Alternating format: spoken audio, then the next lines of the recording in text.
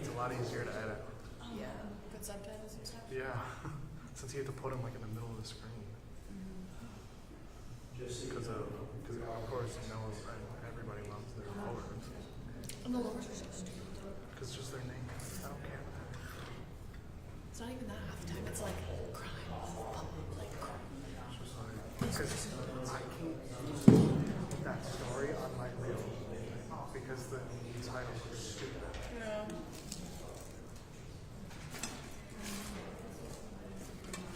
You'll have to save the story without it. Let's get new going.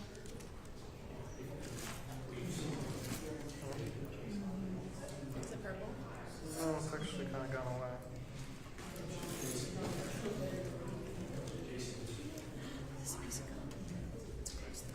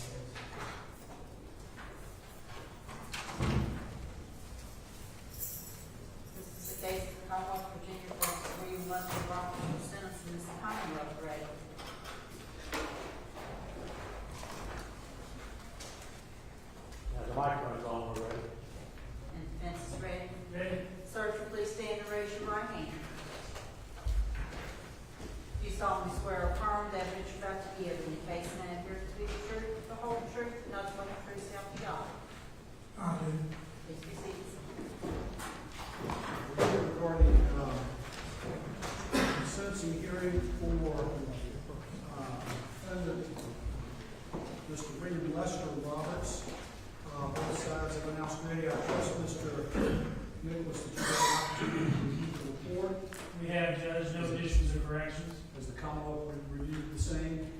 We had no additions or corrections beyond the victim impact evidence we represent. All right.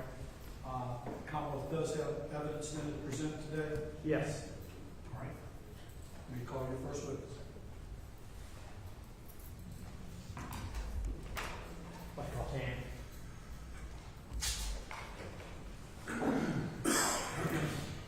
Can I come around it?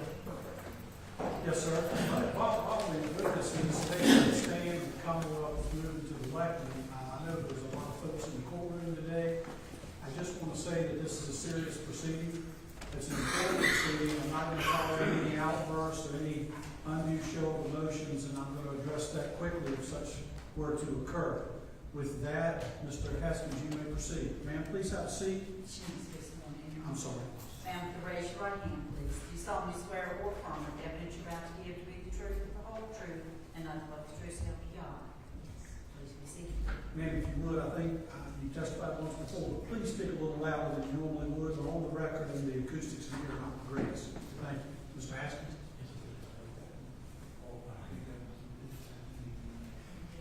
Ma'am, what's your name?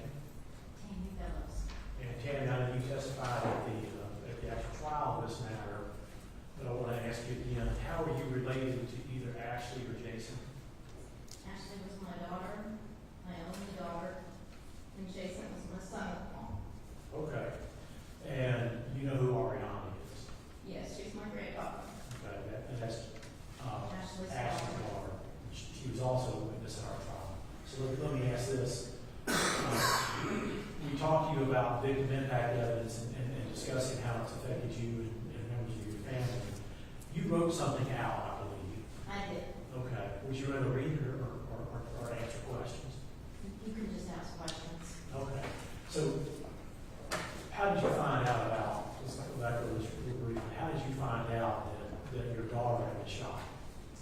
My granddaughter actually called me on the phone and said she heard shots inside near the house. And we were an hour and a half away, so I had to find a ride because I let them use my car. And we had to find a ride to get there.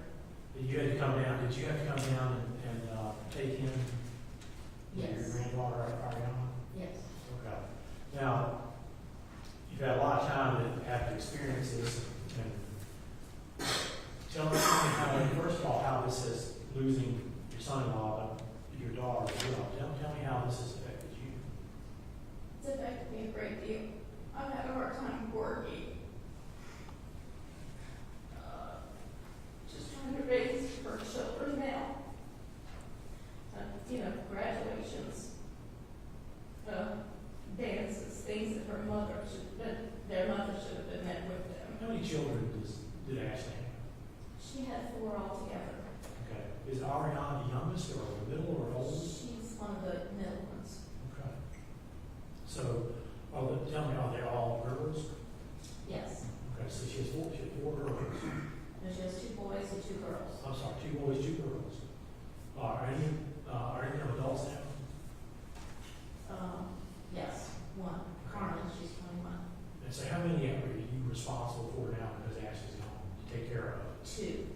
Okay, Ariana and another Yeah. child.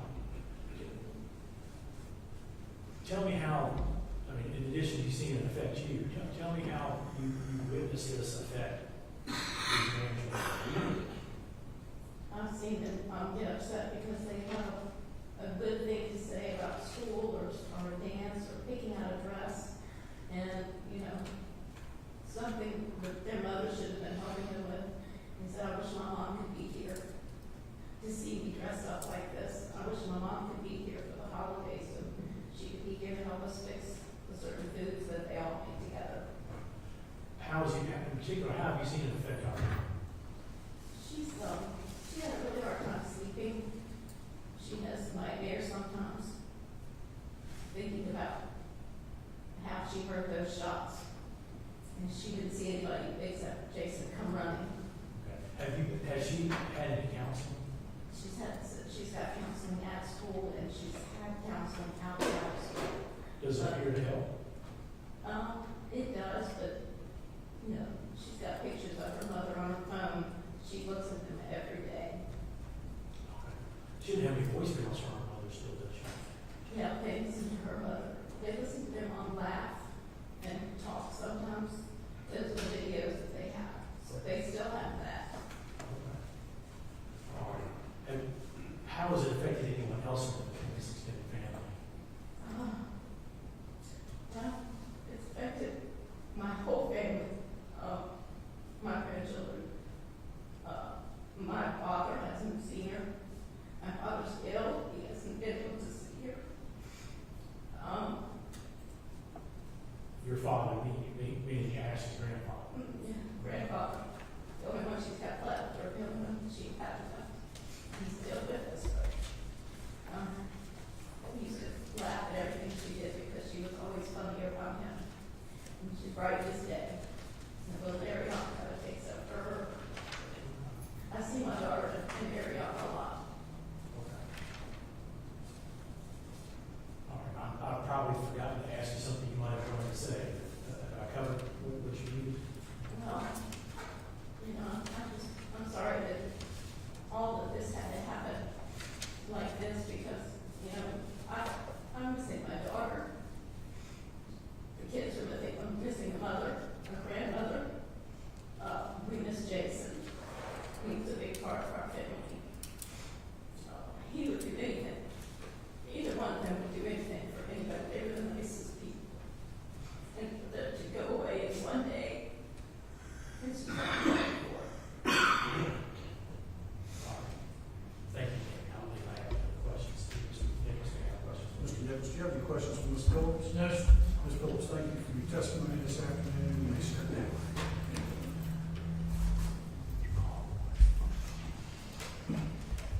Yeah, I'm gonna call. So we.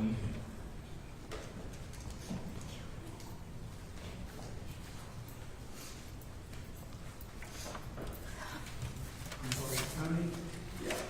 Anthony.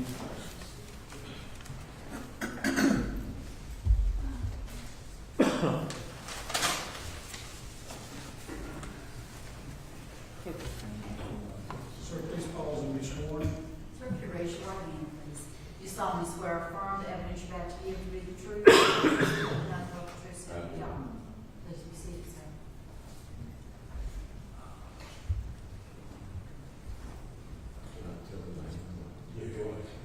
Be sure to speak up, sir.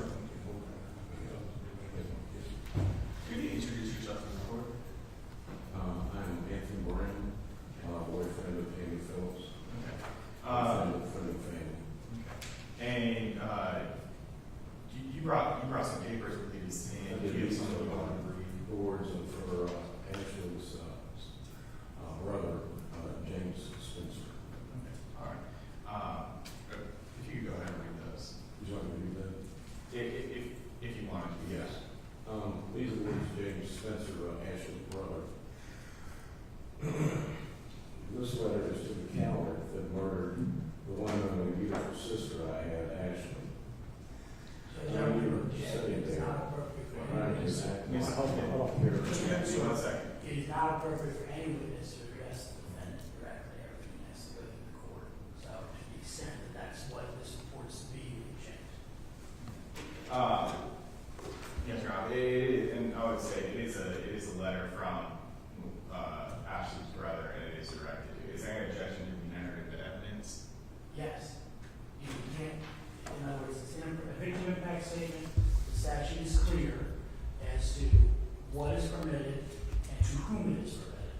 And this is outside of that scope. I would say, that is what the statute says, Your Honor. Then I'll sustain the objection. We can move on. All right. Do you want to share anything with you personally, how?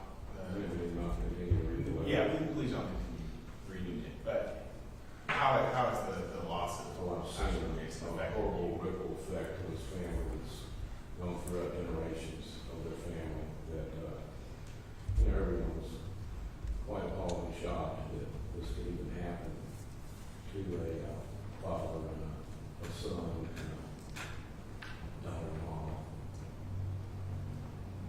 And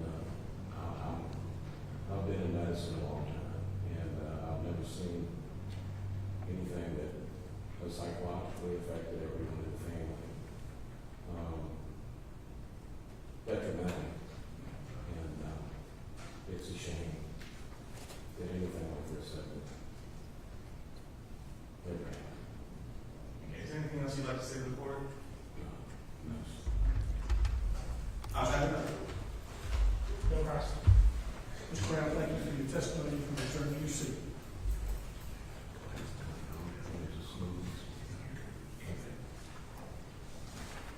Call Carmen. And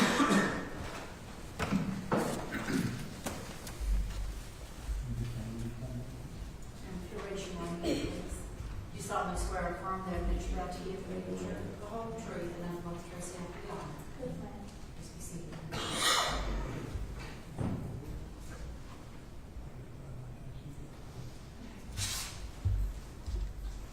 Carmen, can you introduce yourself to the court? My name is Carmen Wall. Bryant, Yes.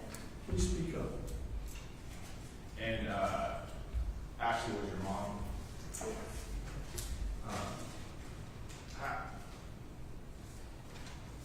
When did you learn that she had been shot and killed?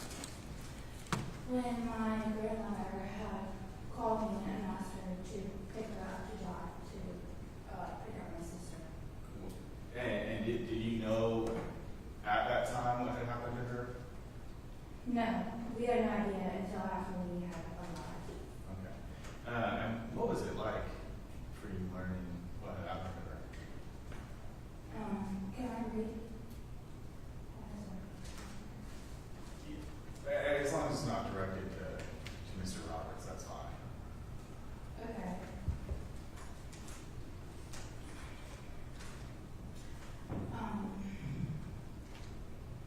On June 25th, 2024, my mother, Ashley Roberts, and stepfather, her husband, Jason Roberts, were murdered. They were shot by a man that was their family, father to Jason and father-in-law to my mother. A person who you felt didn't have to worry about doing such a thing. To his son and daughter-in-law. He took both my mother and stepfather away from me, my children, and my siblings, and my grandmother.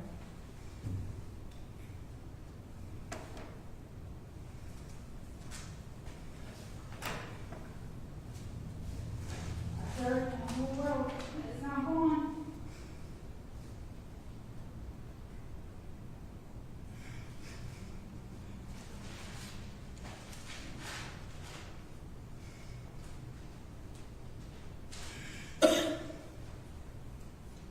My mom was not only a mother to me,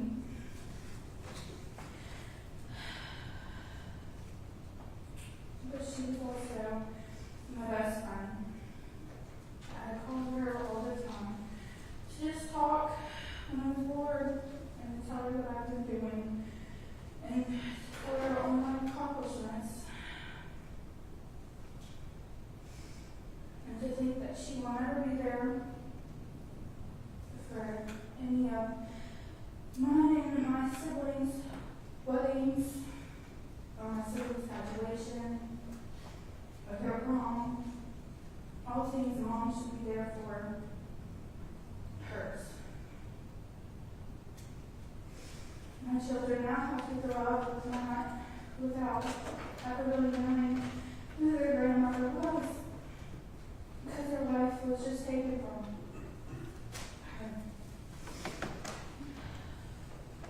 My mother's loss and stepfather's loss has affected so many people and their day-to-day lives. Ever since that night it happened, I see the whole crime scene when I close my eyes. I see all the cop cars lined up, the entire driveway. I see the woman cop's face and hear her voice and the words she had said. They are both deceased.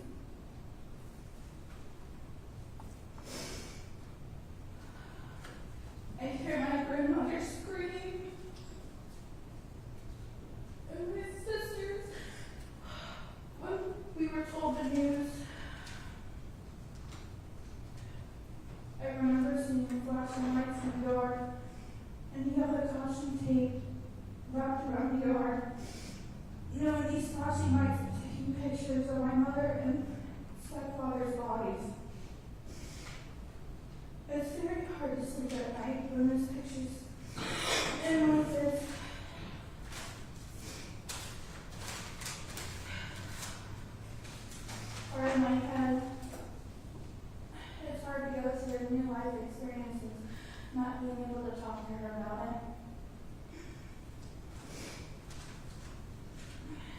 I've recently gotten a job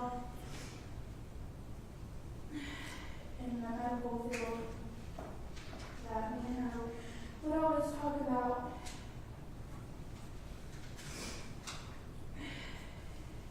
And I was happy to finally get the job, but also in a way let down because I've always wanted to do was call her and tell her about it and tell her I got the job. And I couldn't do that. I know there's nothing I can do to have my mother back with me. I'm still having a hard time understanding it and realizing my mother's really gone. Not just gone from medical issues or anything else. She's gone because she was shot by a gun and killed. And just took her away from everyone.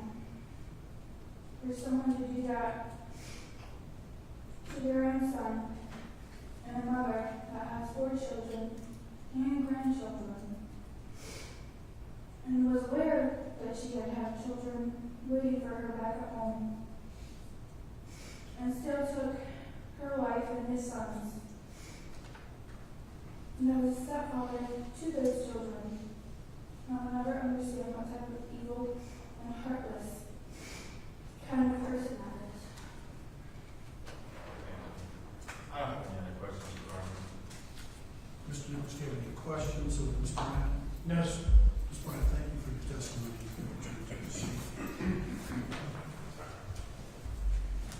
Let's go with any additional witnesses. Can I call Katie Coburn?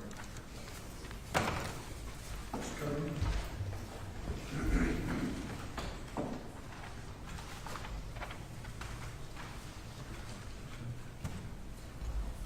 If you raise your right hand, please.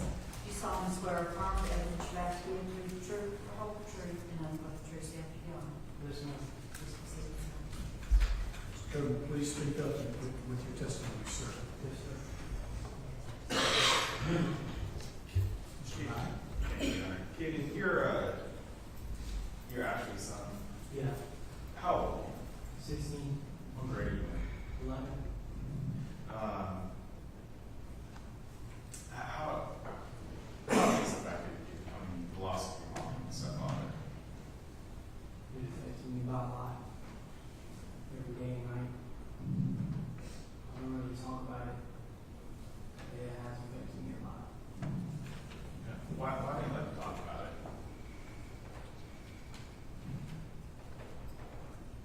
It's just something that I don't really like to talk about too much, but I really have been affected by it a lot. Is there anything you want to tell the court today? Yes.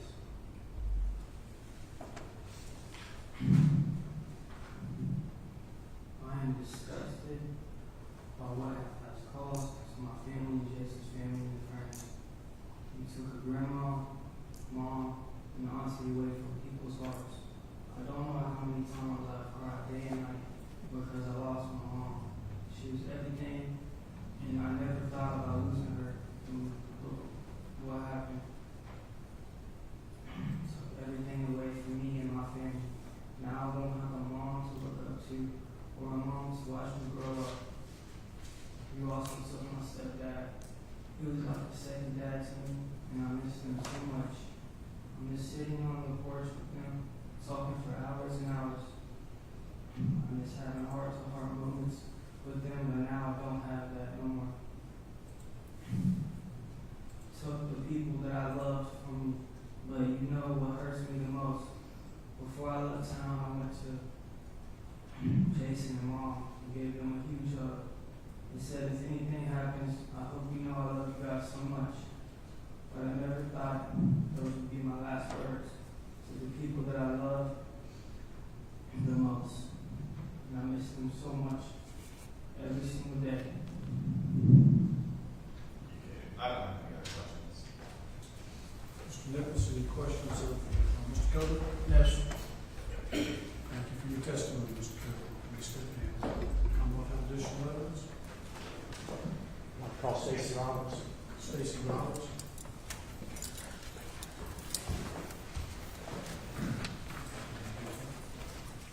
If you raise your right hand, you solemnly swear or affirm that what you're about to give will be the truth, the whole truth, and nothing but the truth, so help you God. Yes, ma'am. Please be seated, ma'am.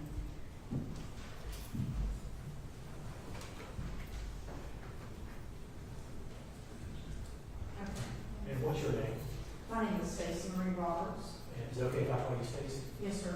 Okay, Stacy, how are you related to Jason Roberts? He is my brother. Okay. I'm going to embarrass you. Is he older or younger? He's younger. Okay, so you're the older sister. Yes, sir.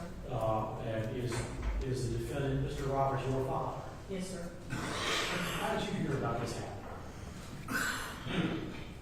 I heard about this. I can't even right now, unfortunately, tell you exactly. I know it was on the phone, but I can't right now even recall it at that precise moment. Okay. So we have we've heard a number of people who are related directly to Ashley, and Ashley's obviously your sister-in-law when this happened. But we haven't heard much about Jason. Did you come here to speak a little about what Jason's behalf, talk about Jason? I did. I came to talk about us, me and Jason, and my dad. Okay. And you've written out what you had. Yes, sir. Okay. I'm going to ask you to read it. Yes, That's sir. okay. Yes, sir. Your Honor, members of the court, and all persons here today. My name is Stacy Roberts. I am the sister of Jason Roberts and the daughter of William Roberts. I would like to begin my statement with a prayer. Pray with me. Heavenly Father, I come before you today in a place filled with pain, heaviness, and grief.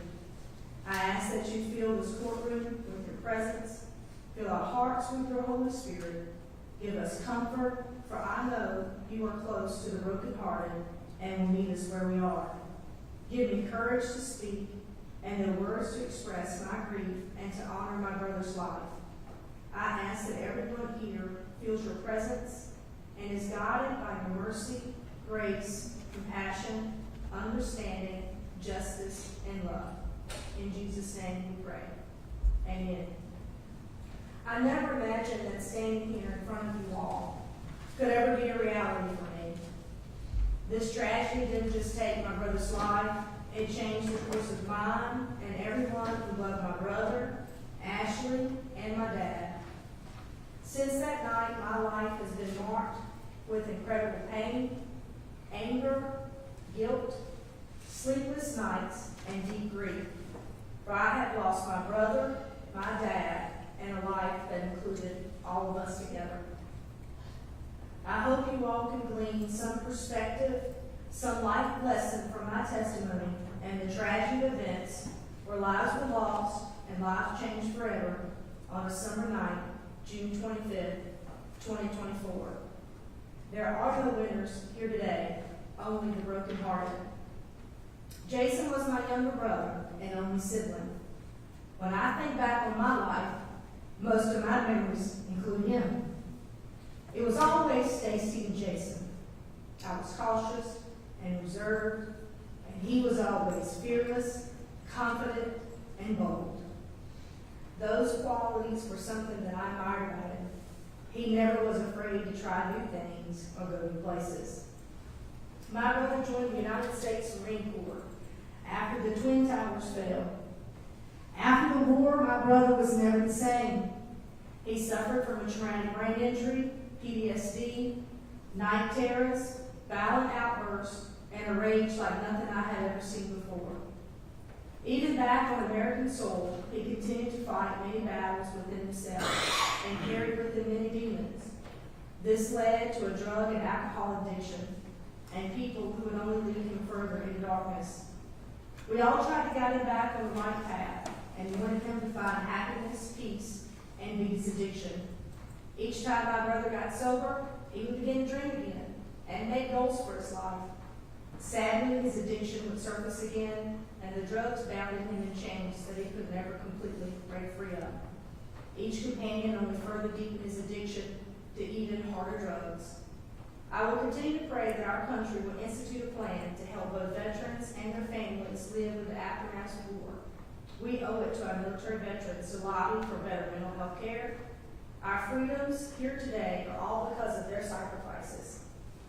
Please remember them. A part of me died with my brother that night.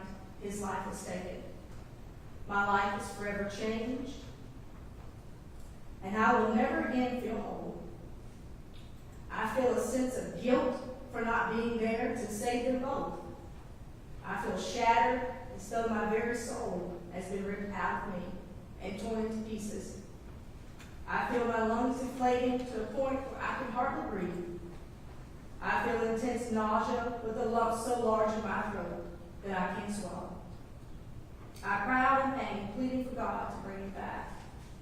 But I know in this life, I will never again hear his laugh, feel his embrace, or see him smile. I am eternally devastated over the loss of my brother and a life with my dad. Jason, there are so many things I never got to say, and so many adventures we never got to take. I still daydream of us camping and riding horses together. It doesn't seem real that you're gone forever. But all I have with you is in the past. There are no more tomorrows, and I can hardly bear that reality. You will forever be 41, and I am so sorry I wasn't there to save you. I know God has you, Jason. I know you're home now where you're loved beyond measure and healed from all your pain, fully restored. You are resting in the arms of a very special angel, our Nanny, Helen Irene Bottoms. I will forever miss and mourn the loss of my brother. I will remember his goodness, silliness, his ability to make you laugh, his love of music, good food, fast cars, his competitiveness, his strength, his love, and his sacrifice for our country. On June 25th, 2024, heaven gained one hell of a war angel, and I know you're on a mission to protect and defend. So for now, I will lace up my boots, put on the armor of God, carry you in my heart, and live for us both, pushing all the limits this life has, fearlessly. I love you, Jason. I will look to the sky because I know you and Nanny are shining down right on me. Slow is smooth, smooth is fast. Rest in peace, Aunt Nanny. Semper Fidelis. Daddy, I will never truly understand why or how this could have ever happened. I wish with all my heart that it didn't. I wish I could turn back time, but I can't. I struggle daily with the reality that Jason is gone and that you are in jail for his murder.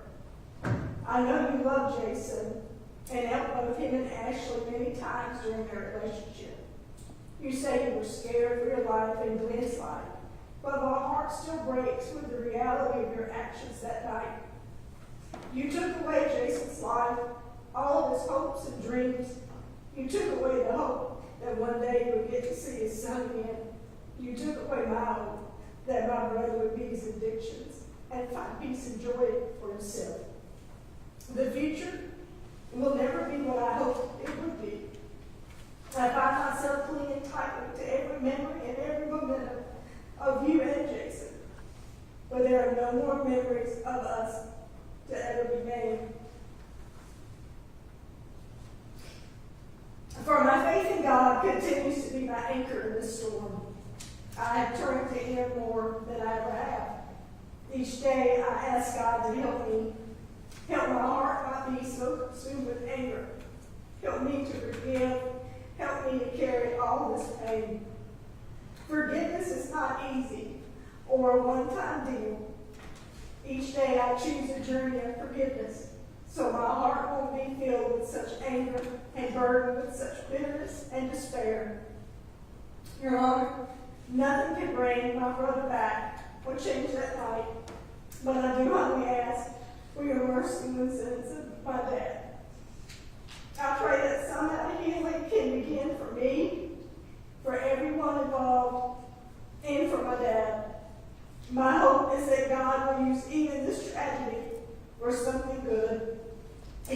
I can't see how right now. Fly high, my brother. See you dead on the streets of gold. All my love, Sissy. Thank you, Stacy. I don't have any other questions. No questions. Mr. Roberts, thank you. We have one final thing, that was Ariana has a statement, and we're going to ask it to be read by her. She said has to give her, yes, say it, yes. As long as it's this, the court is not. I recall taking it.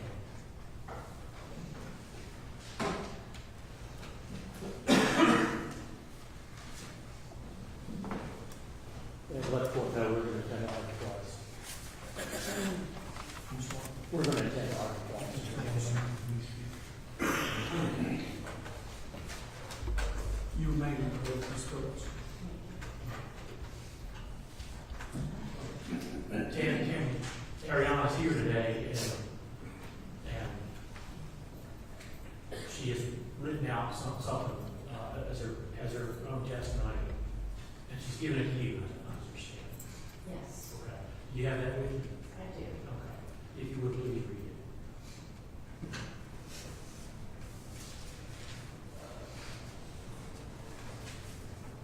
The man who killed my mom. Don't address it to him. The moment I heard those gunshots, my heart dropped. You changed our lives forever. I hope you think of that all the time. I knew it didn't kill me, but something inside of me died that day. Just so you know, I always hate this day. I'm trying to change the way it's worded. I hate this day more than anything. June 25th of 24. She will not be coming home. She will not make me another dinner. She will not attend my wedding. She will not attend anything I ever have going for me. I'll never hear her voice. I'll never get louder again. I'll give anything to hear her say something to her one more time. She will never see me grow up. It was the little moments I spent with my mom. I had her so much. She will not ever be able to watch movies with me.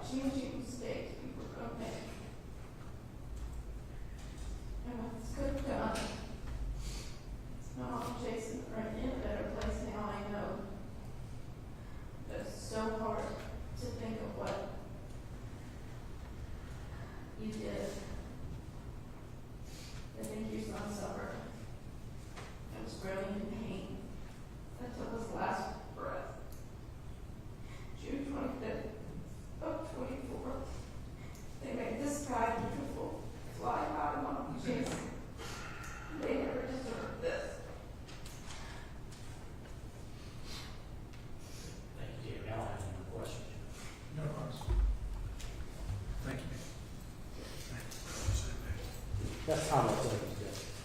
Evidence on behalf of Mr. Roberts. Oh, Jason Dane Farmer. Jason Farmer, please.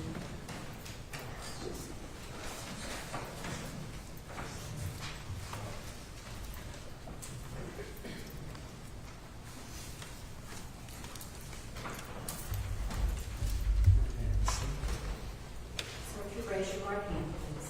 You solemnly swear or affirm the evidence you're about to give to be the truth, the whole truth, and nothing but the truth, so help you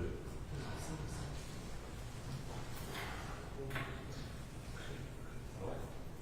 Good afternoon, sir. Would you introduce yourself to the court, please? My name is Jason Farmer. Mr. Farmer, how do you know Mr. Roberts? I have known Bill Roberts through work for, I guess, about 15 years now. And in knowing him for those 15 years, what about his character could you tell the court? I had written out some notes for today. Billy always stood out to us in our trade. I'm a veteran worker for Freeway. Always stood out as one of the best salesmen I've ever known. He had a lot of integrity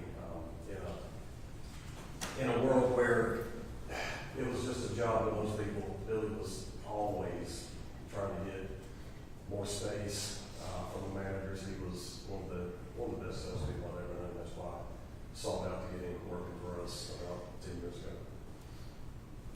Is there anything else about his character you'd like the court to know? Yeah, about his character. Came to know Billy through an injury. Well, he came to work for me about 10 years ago, and then in 2019, he got injured. And as I said, he's always been such a hard working guy. And when he got hurt in 2019, his disability just crippled him. And at that point, we became a lot closer because I live only a few miles from him, and he became unable to do so much for himself. So I became a pretty integral part of his life. You know, spending time with him, taking care of pretty much anything and everything at the house. We developed quite a friendship. Just the thing that I really wanted to speak to today is his specific disability, the surgeries that he's had, the physical therapies. I used to watch Billy wheel in hand trucks of beer that I couldn't even get off the floor, and he would just roll like it was nothing. And fast forward to the past several years, and he couldn't pick up a 11-pound ball and swing it. He couldn't push a wheelbarrow. He couldn't cut his grass. He couldn't fix anything around the house. So just to see a man with such strength deteriorate into that kind of disability was that's why I try to take such good care of him. He's a great guy. Thank you, sir. Please answer for the couple. So No questions, yes. Mr. Farmer, thank you for your testimony, sir. Step down. You have additional items? Mr. Haskins, you indicated you wish to pass. We were going to argue. Thank you, Your Honor. Your Honor, this is a tragedy, and occurred June 25th of 2024. We had our jury trial earlier this year, and the jury came back and found him guilty on everything. The defendant asked for the jury to sentence him. Jury sentenced him to life without parole, 3 years on each use of firearm, and 3 years on shooting occupied dwelling. And so, a point of practicality, the defendant asked for jury sentencing. Commonwealth would ask that you ratify and honor his selection and confirm those sentences. But beyond the practical setting, I mean, we heard about it today. We heard from Ashley, and she's having to raise Ashley's children, and she doesn't say that begrudgingly. She says that from a broken heart, because she knows the joy, she knows the special things that a mother would go through to be able to experience with her children, and Ashley can't experience that. Ashley was not only a daughter, she was a mother to 4 children, and she was a grandmother, and those are all things that she can't do again. Carmen said that that's nothing that happens today will bring Ashley and Jason back. Nothing will unwind that clock, will take it back and get a do-over and how things would change. But when you look at what happened, it's a tragedy for any parent to have to bury their child. But when you as a parent are the one who's responsible for your children to be buried, that's just evil. That is what it is. And you know, he killed his son, he killed his daughter, you know, killed a stepfather, a mother, a daughter, a grandmother. And you heard the effect that it's had, the impact that it has, and that it'll continue to have in each person's life who testified today. And not only Ashley, but Jason also. You know, you heard from Stacy just about serving his country and struggling and coming back. And there's something that the defendant just chose to end out of anger. And you know, the purpose of there's a lot of different purposes of sentencing and punishment, but in this case, it is an evil act. It's two evil, despicable acts, and the law sets forth very clear punishments, and the jury has set that. And considering the evidence of the witnesses today, considering the fact that the jury sentenced him at his own request, and that he took 2 lives, and 2 people who he knew and claimed to have loved, we would ask that you ratify that. Sentence him to life without parole on the aggravated murder, 3 years on each of the use of firearm, and 3 years on shooting not firearm. May it please the court. It's somewhat of a misnomer, I suggest, to say that when you select jury sentencing, you should be bound by their choice, because it presupposes, of course, that the jury had a choice. And of course, with several of these crimes, there was no choice. There was no discretion exercised by the jury, so we can't rely on the jury's discretion when there's no discretion exercised. We are asking the court to confirm and ratify the decision of the jury in terms of sentencing for those for which there was a range of choice. They were given a range of choice on those crimes. They made a choice. And we don't challenge their recommended sentence on those choices. But on the aggravated murder, judge, of course, they weren't given the option of anything but life. So they can't say accept the jury's choice when there was no choice to be had. But taking a 30,000-foot view from this, it comes down to a very simple question for the court to answer. Does the court wish to show mercy to Mr. Roberts or not? Does the court wish to view Mr. Roberts as someone worthy of the opportunity of redemption or not? That is the simple choice. And in making that decision, Judge, I would suggest a couple of things. First, we are more than the worst thing we've ever done in our lives. As humans, that's what we are. And I would suggest that to say to someone, no matter how heinous or how horrible a crime you commit, you are unworthy of the option of redemption, snuffs out some of the humanity of that person. Now, of course, the other side of that coin is I can anticipate being argued here, and I'll say the quiet part out loud. That's exactly what Mr. Roberts did when he took 2 lives. That's the evidence before the court. And nothing we do, in the words of all the witnesses that testified here today, will take those 2 lives back. So to show mercy in the face of those actions is hard. It's a difficult choice. Vengeance is easy. Even if one calls vengeance justice, justice is easy. That's the easy choice, is to simply say, you took 2 lives, we will do all that we can in power to the law to take your life. It's even easy to say, when we take a worldview, that mercy is reserved for those that immediately admit their crimes and that plead for forgiveness, acknowledging the wrong that they do. And if you take a case to a trial and don't do that, you're entitled to do it, certainly, but you're not entitled to claim mercy afterwards. That's an easy response. The harder thing to do is to show mercy on those that even in a one worldview are undeserving. And so that's the question that the court has to answer today is Mr. Roberts so unworthy of the opportunity of redemption that we must lock him up and throw away the key? And I suggest the answer. The answer here, Judge, and our request before the court is that the court impose an active sentence of a term of years. The court's going to impose the life sentence. We understand that. And the court is required to impose the life sentence. So the court is empowered to suspend a portion of that life sentence or to have the life sentence suspended after the service of a tangible or discrete term of years. And that's what we're asking the court to consider. In doing so, it balances the very serious, very tragic nature of the crimes for which the jury has convicted Mr. Roberts with a grace that perhaps, in one view, he didn't show to those whose lives he took. And in that, elevating our humanity, our collective humanity, above that of one defendant at the bar. In other words, Judge, it's a hard choice to make, but it's one we are asking this court to make, to show Mr. Roberts a level of grace, a level of mercy, even if the law doesn't require it. That's the discretion this court has. That's the discretion that we're asking this court to exercise today. Impose a life sentence, but suspend it after a term of years. Thank you. Mr. Pastor.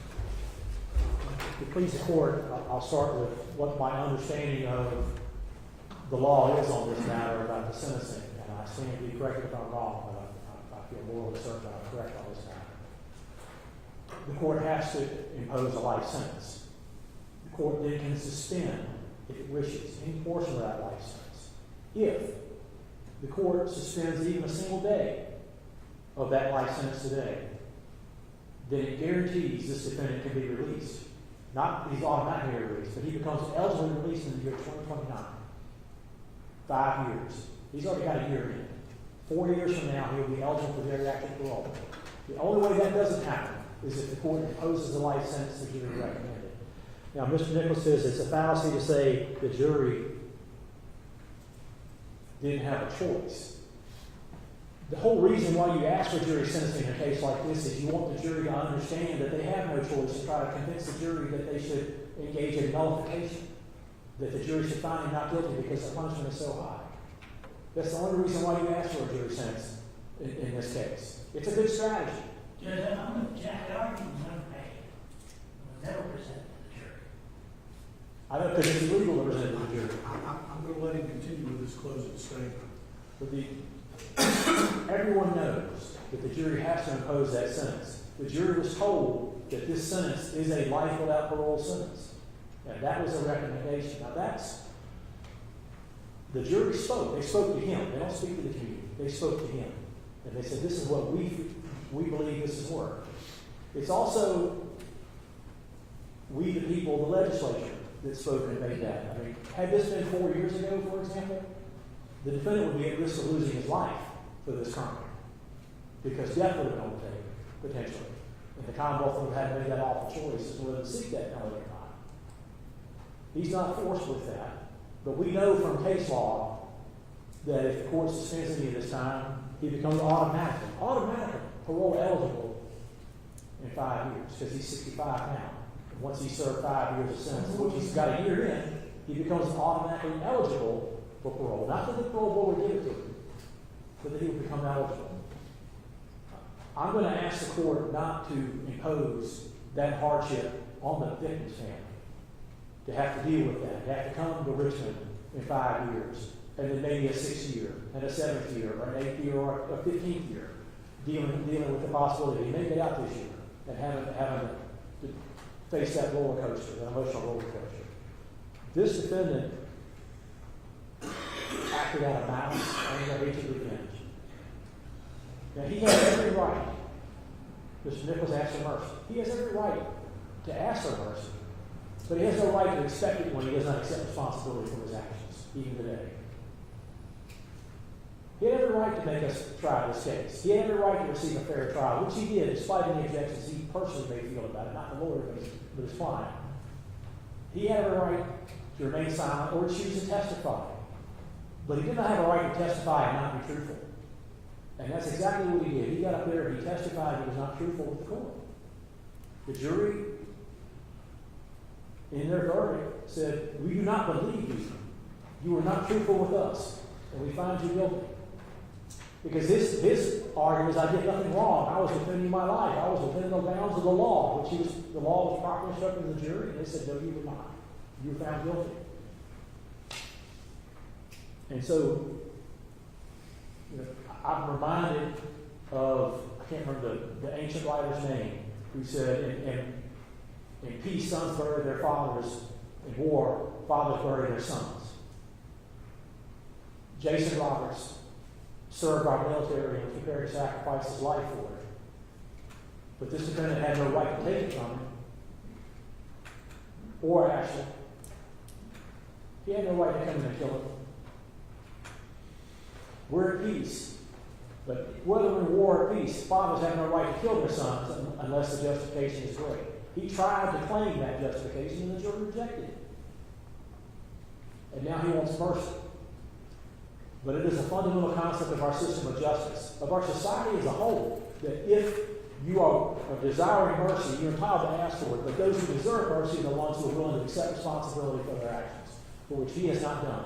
And he, as I say, he has every right to plead not guilty and every right to fight us, but he has no right to say, have mercy upon me because you all got it wrong. Because that's what this argument really boils down to. He took the lives of Jason and Ashley. Were they perfect people? No. There's not one of us in this courtroom who could grade a spotless Christian hero.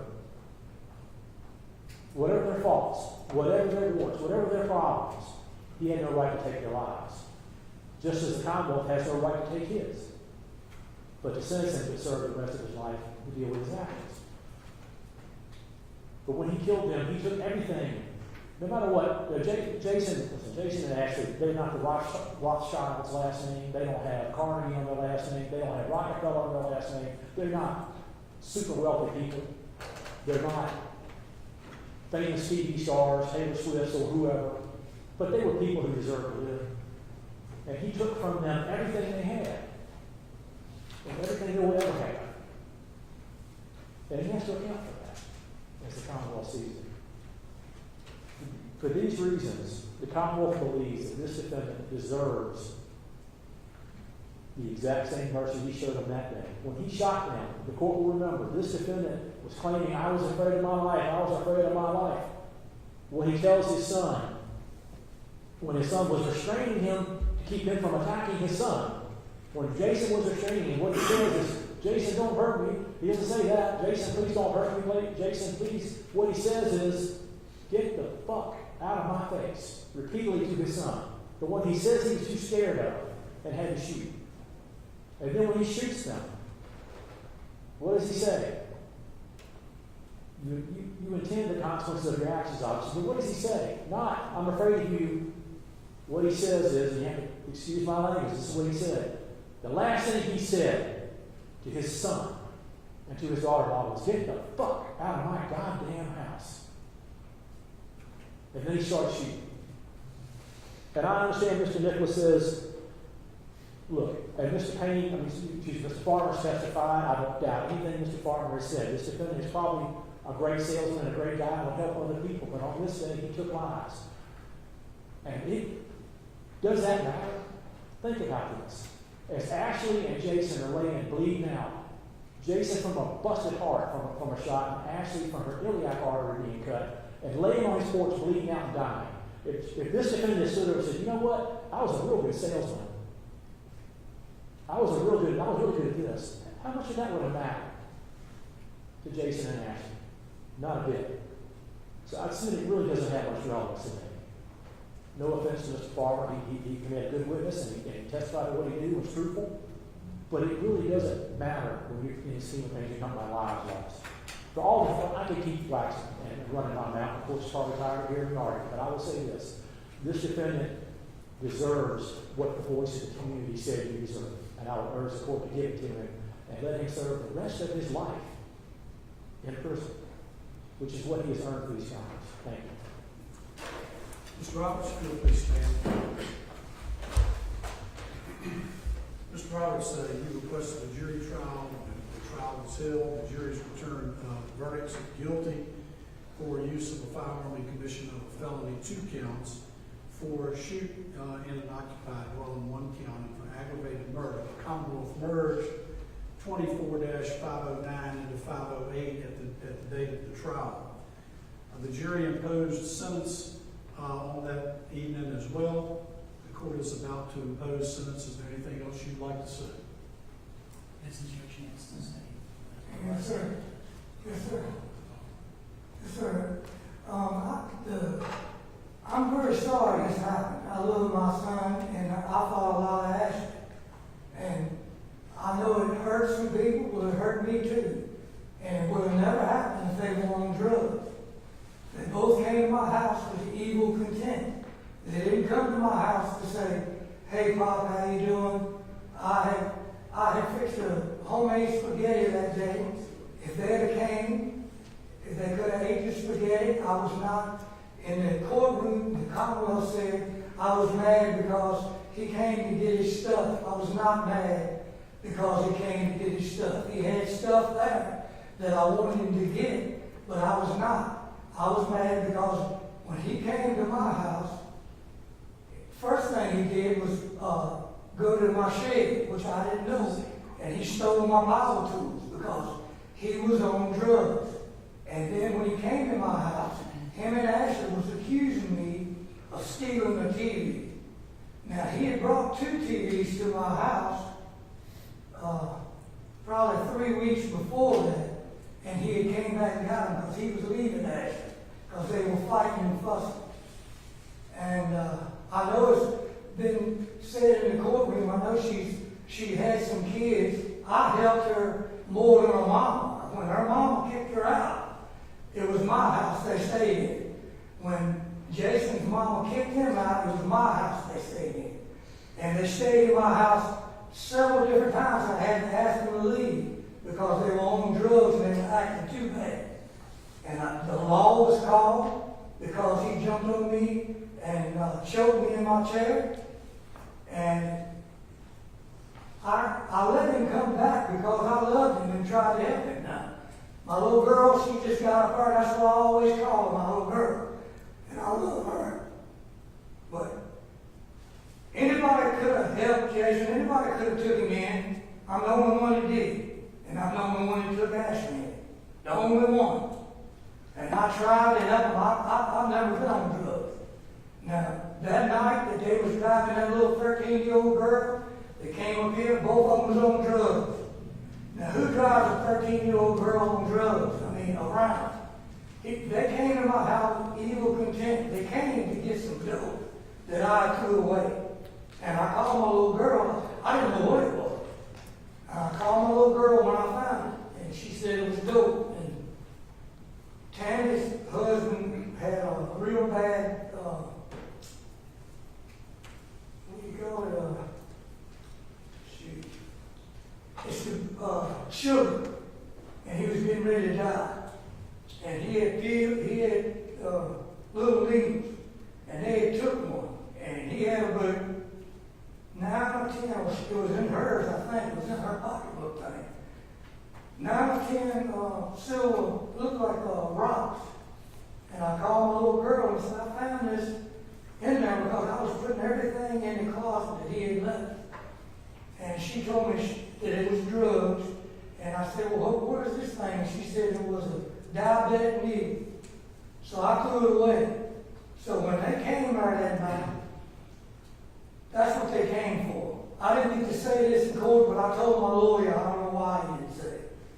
And the video doesn't show everything. He said I didn't beg him, but I did. I got 4 vertebrae in my neck from the injury, and one of them's on my spinal cord. Now, that's in the records. I mean, I could be thrown down or fall, and I'd be paralyzed or dead. And I begged him. And he told me, he threw me on the ground several times. Well, she helped him the first time. I don't even know if he'd have done it if it weren't for her. She came up behind me.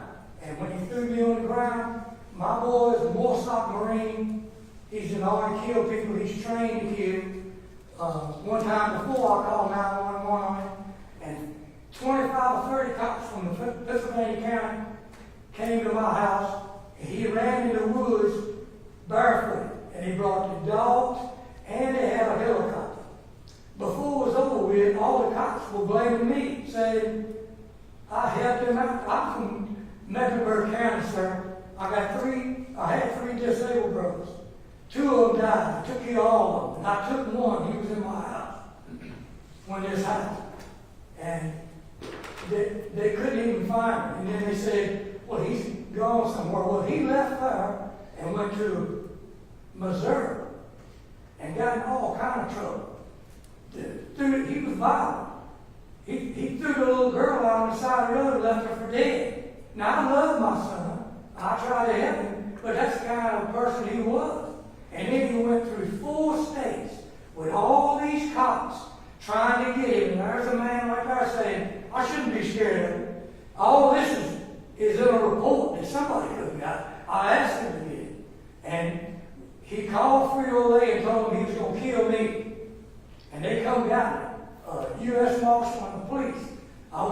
from North Carolina. And they come down and took me home. Now, I don't know the dates because I am old. And I'll be 67, I'm not 65. But I am totally disabled, and so is my little brother. And when he told me how easy it would be to get him, is what he told me. And then when he couldn't find it, I asked Jason where my stuff was. Now, none of this came out because I couldn't get to talking. The day I came here, if you remember, I couldn't hardly walk. I had pains in my back. And he asked her, he ate on the ground, and the girl asked him, she said, where is it? He said, I don't know, Daddy's going to put everything in the closet. She said, well, let's kill him and put him in the closet. He didn't say one word. And then she said, let's kill both of them and put them in the closet. That's a good place for them. Now, that is the truth. So, was I scared? I was more than scared. That's why I tried to get the gun the first time that he took. Now, when he first came in there, he took my glasses. Now, I know you're the judge, but I can't see you. He took my glasses and he took my phone. I was going to call 911. And he took it. So, I mean, I'm at my house by myself. No cop's going to come down there. I'm way in the country. And then I told my little brother, I said, you call 911. And this lady that's got 4 kids that was on drugs slapped my brother that weighed 100 pounds. In his arm, grabbed him and pulled him into the table and took his phone. And then, I finally go to my room, and yes, I did pick up another gun because I could hear my little brother fussing at my son. And he's not like us. He's like Walt Disney. I mean, it was a bear like 3 feet from him. He wasn't even scared of it. I mean, he's not like that. And then, like I said, I didn't get the gun to shoot nobody. I've been a law-abiding citizen all my life. I've never been in any trouble. And I got a gun permit and everything. I'm real careful when it comes to guns. And I did tell him to get out of my house because I asked him several times, pleading with him, of course now, this ain't recorded. Because this ain't what they want to record. And when he jumped on me before, it won't record it. But my little girl knows it, and Glenn knows it. He was there. This ain't the first time he jumped on me. But I let him come back because I loved him. And I knew he was a 100% PTSD. That was never brought up in here. Now, if you can get on the internet, I can't. That's real rare. You hear of people that's got PTSD, it's 20%, 30%, 40%. 21 times I went with my boy to the VA. I saw my daughter there one time, and I saw my ex-wife there one time. So I'm the one that's trying to help him the most. And when I went in there, and Dr. Field that's on TV, his cousin was the psychiatrist there. Well, I talked to him, and we got ready to leave. It was a captain or something for the Marines. And they didn't treat my boy right, because my boy fought for this country. And he needed help. I tried to give it to him. I'm sorry all this happened, but I was scared for my life, and it's not nobody. He don't know my boy. The day he was in court, he was laughing. You scared him? If my boy saw him do that, he'd whoop him. He'd whoop that man.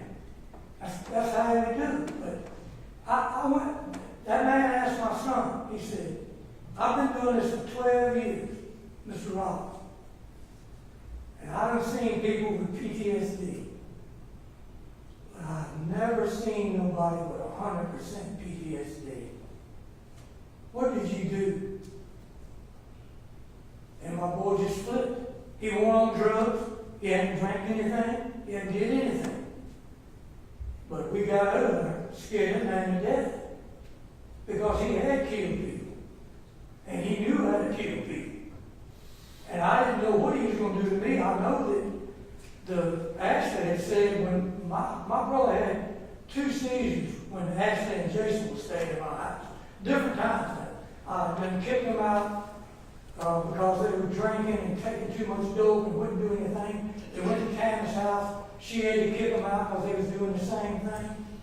I know Tammy. I tried to help all of them. I gave Tammy $150 for Christmas. I mean, I tried to help all these people. I tried to get on the right path. She was real skinny when she came to my house. She stayed there 2 or 3 months. She gained 30 pounds because I can't cook real good. It just takes me a long time to cook because I'm disabled. I got to sit down. And I tried to teach her, and she was always telling me, I'm going to get a job. I'm going to get a job. I'm going to quit this. But she never did. And it ain't been too long ago, she had to go to jail because we dirty or something, whatever they check them with. Like I said, man, I love my boy and I loved her. She used to call me Dad. And this is a crime shame. It's going to kill everybody. Well, I'm sorry because I asked him to leave at least 25 or 30 times. And I told him real mean to leave because my boy don't like nobody being what he calls soft.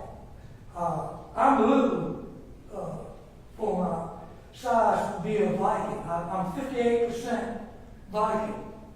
My grandma came over here with the tap people. She was a exchange student. She finished college when she was 16. And that's who my little girl is, Stacy Marie. That's how she got the Marie name. And my boy was like that, was like my grandma. Now, Stacy's more like me. She's smart, but she's got to study hard. My boy didn't have to study hard. My boy was like 161 IQ. So I know he knows, and if he's down there looking right now, I know he knows I was in the right. Because I was scared for my life. And I made sure he knew I was coming there because I told him to get out of my house. If I was going to kill him, I would have went down the wall in my pool room. You can't even see me. I got John Wayne because my daddy liked John Wayne and Merlin Monroe over the windows in my pool room. And if you look at the video, I got deers hanging on the wall where I used to hunt. I don't hunt no more. I ain't hunted in 20 years. But if I was going to shoot him, Your Honor, I would have went down there because I already knew he had a gun. I certainly wouldn't have went around the pool table so he could see the gun, which he said he couldn't hardly see it. I'm the one who couldn't see because I didn't have my glasses on because he took my glasses. They never was found. I think he gave it to Ashley and she put them on the porch and my dog took it somewhere. I had everybody looking for it, Stacy and everybody. But I'm sorry this happens. I can't take it back. I love my son, I love her, but they had both stole guns from me before. And I made her come back and bring one gun back. And she did, but she kept one. And that's why my boy went to jail. Now, I don't know, she did some evil stuff, and my daughter knows all of this against my boy. They were going to get a divorce. And it's another guy that was in here, I can't think of his name right now, but that's who my boy went to when he ran away from 6 states with cops trying to chase him because he was a Mossad Marine. And I went to Bottom to try to get him, and the cops told me up there for me to go home. I said, my boy's going to call me on the phone, even though he said he's going to kill me. My boy's going to call me on the phone to do nobody even know nothing about it. And he told me that he had been shot at, and he was scared for his life, and he didn't have a gun. Like they were saying on TV, I called the reporter in Roanoke and told him that he didn't have a gun. And the cop told me to go home. I said, my boy's a Mossad Marine. He knows the sound of this old truck. And he told me if I went down this road and beat the horn, he would come up and I would turn him in. Well, they wouldn't let me do it. They told me they had 35 ATVs and 150 cops and helicopters. And that was a dangerous mountain. And I told him, I said, that little mountain ain't no dangerous mountain. My boy was #1 in mountain climbing, and he climbed in California. Them mountains away, and he got away. He got away. It cost him all that money. He got away. He finally turned himself into Mr. Hawkins, who was the sheriff of Mecklenburg County that I hunted with. That's who I hunted with, was cops. And like I said, he was really dangerous, and I was scared for my life. If somebody comes to your house, they won't invite him. He was trespassing, and he was breaking it in because nobody let him in the house. Glenn was so scared that I couldn't even go anywhere, afraid Ashley and them would come there. So I almost just had to stay in my house. And like I said, he had 2 seizures, and the last time he had a seizure, I had to kick both of them out because I heard her say, well, I hope he dies. And my boy didn't say, well, damn, that's a bad thing to say, because they were on drugs. Because my little brother, he's never took a drug in his life. He's never gifted. He's never got it. He was the only innocent person that was in here that day. You know, he's talking about an innocent person, but that's an innocent person. But he didn't show no mercy on him when he was up there. My little brother was shaking like this right here. I was afraid he was going to have a seizure. And that's why I wasn't no good when I got up there, sir. Because I was going to stand and just say, stop this. Because it's wrong. Because me and my little brother won't go bother nobody. Me and my little brother, we won't go shoot nobody. I've had guns ever since I was 8. I ain't never shot nobody. Who was I going to shoot? I only shot 2 people that were threatening to kill me and him and wouldn't leave my house. And this man said they were leaving. Well, you saw the video, sir. He's standing in front of an open door and she's holding the door. Now, is that leaving? It was 8 seconds. Now, he didn't know nobody to my house to see how long it would take. But I got a police officer and a friend to come to my house. And it was 8 seconds is all it took for them to leave from the pool table. And 6 to 5 seconds from the porch. And how long was the video? 9 or 10 minutes? How long was it there? 20 minutes? Well, as soon as they came in there, I told them to leave. So how many 8 seconds did they have to leave? All they had to do was leave. All he had to do, he said, what I should have done. When my son was standing there raising the cane, and I walked up there with a gun, all he had to do was say, Daddy, don't shoot, we leave. I wouldn't have shot. He didn't say anything. He put the tote down and made up action to me. Now, I don't have my glasses, because they took them, and I'm scared to death. So I shot. I already know, which was never brought in here, that Ashley's been stole 2 guns from him. I already know he stole 1. He stole 9 at his uncle's house. So he's known for stealing a gun. I really didn't know how long he was in there, but I figured, I asked my lawyer, you never could tell me. I never got the motion of discovery. I never got any of that. And there was 4 people that talked to me on the phone that night. And Tammy says, I told her I killed him because I was mad. Well, all the other 3, I told them I shot him because I was scared to death of me and my brother, because that's what he was. And I was mad, but I wasn't mad. That ain't why I shot. I was scared. And you can be 2 things at one time. Hot and something else. And you can be, did I have a right to be mad? That's my own son. That's my son. Just treat me like this. And she's talking about, you knew he had 4 kids. As far as I know, she didn't have custody of none of her kids. She didn't have custody of her kids. I liked her and I tried to help her, but she was too much on drugs, and so was my boy. And he was supposed to do none. And she won't even allow him in the house anymore. And he knew it, but he just took her there anyway. And I guess he got mad at me because he left her, and I talked to Tammy the day I went over there and got his stuff, and that's why I got so bad off, because he had his stuff everywhere, and he didn't put it up. And, well, that's why. Now, I can defend myself. And my little brother can't defend himself. This guy right here, he's saying you take a gun and wave it around. That's the stupidest thing I ever heard of. you never wave a gun around. I had it on the floor like you're supposed to have it.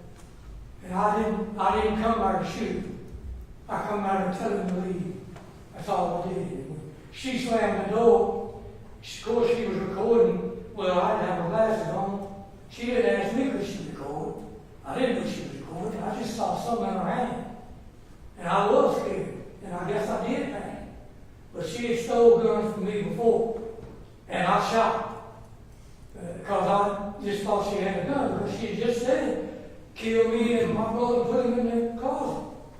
And he had said, look how easy it'd be to kill you, Dad. Because he don't like weakness. And my little girl knows a whole lot. I was proud of the way she talked today. But I didn't have a fair trial, sir. Because when he was on the porch and he said, I don't know why did Daddy get a gun? Well, why did I get a gun?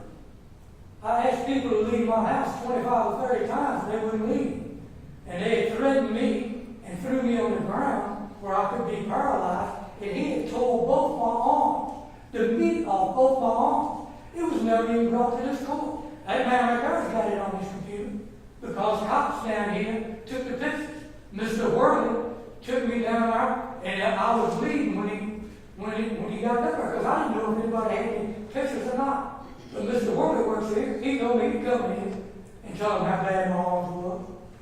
But that was never brought up. So if the jury had heard all that, I don't know what the jury would have done. But the jury didn't hear anything of that. The only thing they heard was I was attacking.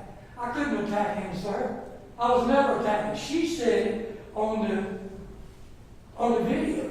But I was never attacking him. I was trying to get his hands off my arms. He had torn the meat off of them. Now, I don't know why my lawyer didn't put that in. I have no idea. Because, that's something that you need. And my medical records, you need that. And you need that he was 100% PTSD. In the last 3 days, 2 people with 100% PTSD. One went to, they served this country, looked the same age as my son. He went to a Mormon church and shot 3 or 4 people and wounded some, burnt the church down. The other guy went to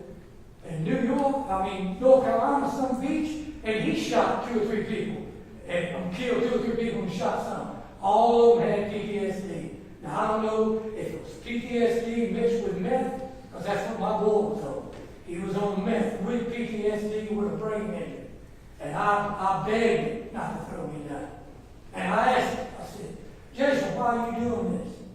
And this is what he told me, because I can. And I told him, y'all leave. And he told me he was going to leave when he got goddamn good and ready. And then she said the same thing. Yeah, we're going to leave when we get goddamn good and ready. So if that wouldn't scare you, he's sitting in here. It wouldn't scare him? Well, he's a liar.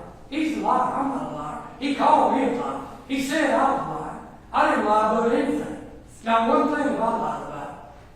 So, I would just like to say that I'm sorry it happened, but I can't take it back. And I had to defend myself, but I really had to defend my little brother because my little brother ain't exactly right. And he don't like it. And I don't know why. It's some kind of Viking stuff. And he had a son.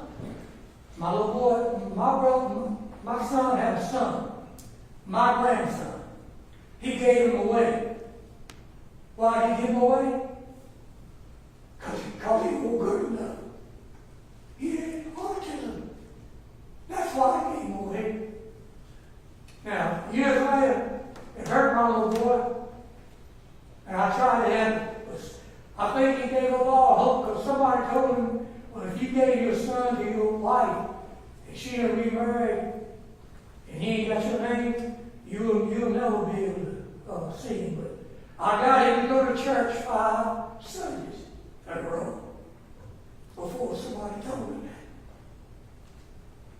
that. Anyway, everything I said is honest to God truth. I'm hurting real bad right now, so I really need to stay down if I can for a second. seat, sir. Would you like to continue? I'm sorry that happened. I wish it hadn't happened. I wish the court would show me mercy because I'm just too old. And I've never been in trouble. And regardless of what this guy says, I never meant to shoot nobody, and I wouldn't have shot nobody. And all this boils down to 2 people on drugs that came to my house. I didn't go to their house. I wasn't messing with them. I was trying to help.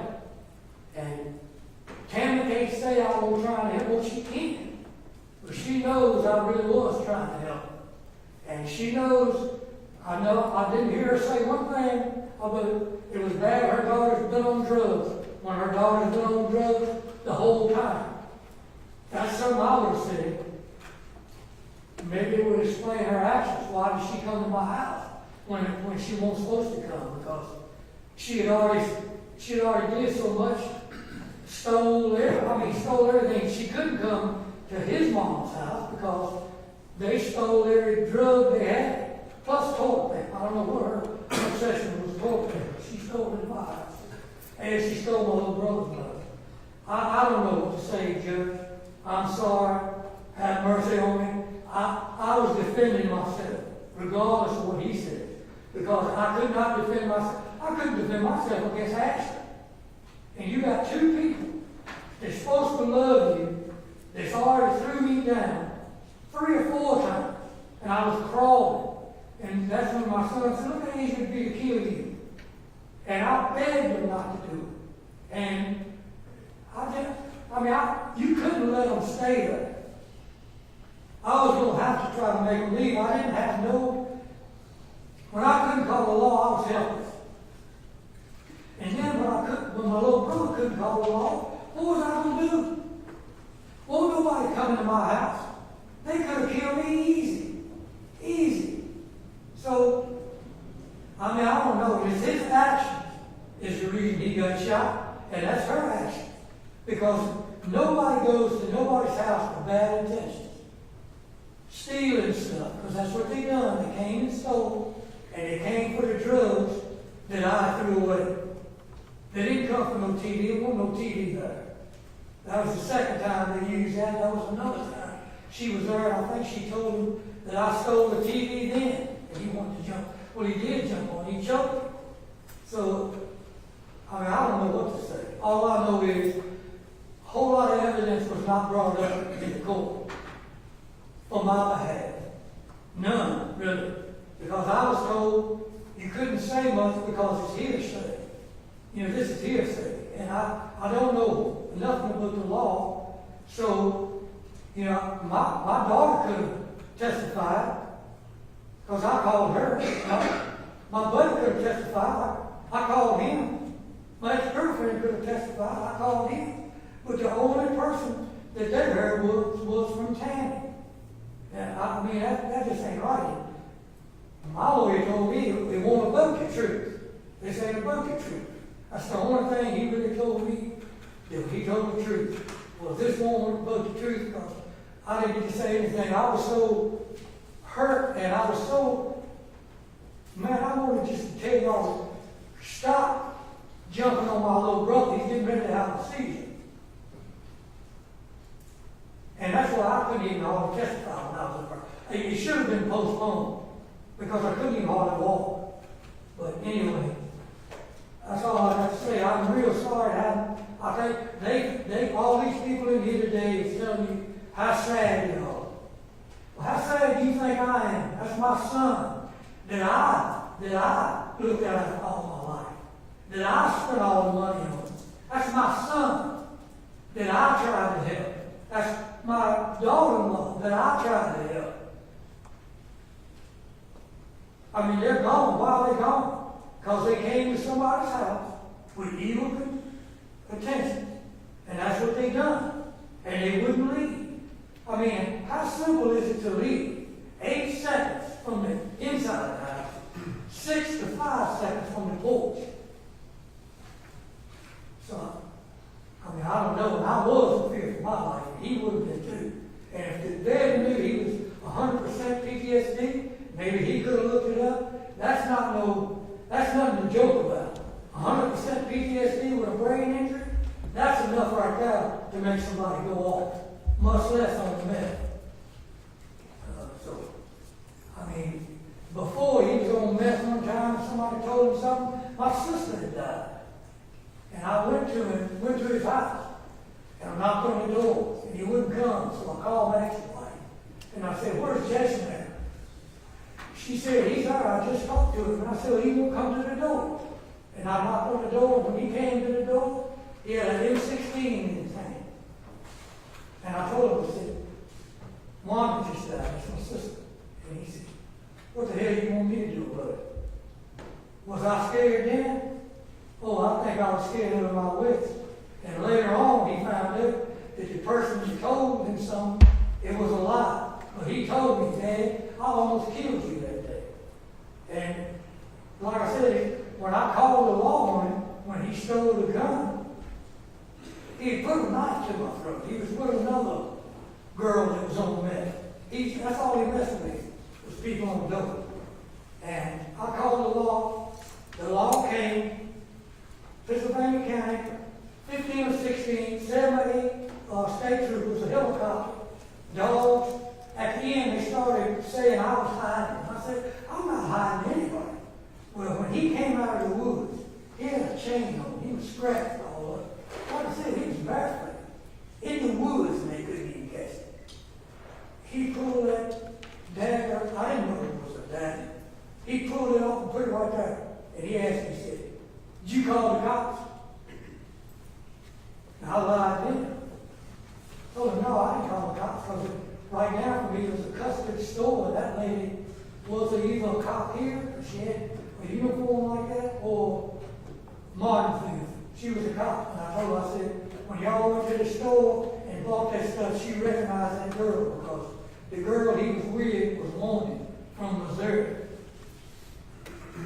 So I don't know, man. I don't know, sir. To not be scared of Jason, it's like you ain't scared of a tornado. Would you be scared if you saw a tornado? I would. So that's how scared I am. And I'm scared of both of them because Ashley would go crazy. I'm talking about insane. When I went and got his stuff, she was cussing so much her mama told her 4 or 5 times to be quiet when he called the law. I mean, I guess if you're used to that, that don't scare you. But if you ain't used to nobody being crazy, cussing, and raising, slamming stuff, that's scary. So everybody's different. Maybe this man ain't scared. Maybe that's how his family is when he goes home. Well, me and my little brother don't fuss about nothing. So I had to do what I had to do because my little brother was standing right there. And he didn't have enough sense to know that he was standing in front of a guy, because one day my little brother told my son, he didn't tell him exactly right, but he told him to turn the TV down. And I was asleep, me and my girlfriend in my room. He broke in the room, stood over top of him, and I just, you know how you get a feeling somebody's in there?